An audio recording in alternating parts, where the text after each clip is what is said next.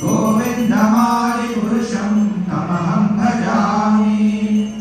अद्वैतमच्युतमनादिमनन्तरूपम्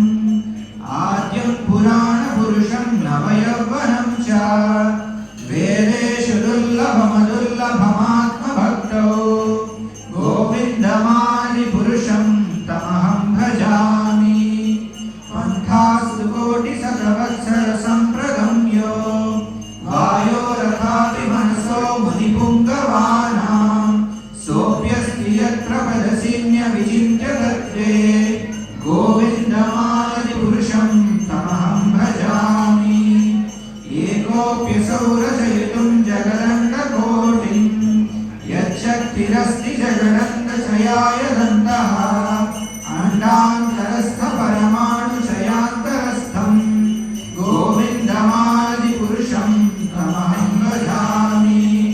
यद्भावभावितधियो मनुजास्तथैव सम्प्राप्य रूपमहिमासनयानभूषा सूक्तैरमेव निगमप्रतिदैस्तुवन्ति गोविन्दमादिपुरुषं तमहं भजामि आनन्दचिन्मयरसप्रतिभाविताभिः एव निजरूपतया कलाभिः गोलोक एव निवसत्यखिलात्मभूतो गोविन्दमादिपुरुषं तमहं भजामि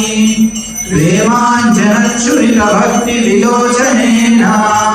सन्तः सदैव हृदयेषु विलोकयन्ति यं श्यामसुन्दरमचिन्त्य गुणस्वरूपं गोविन्दमादिपुरुषं तमहं भजामि रामादिमूर्तिषु कलानियमेन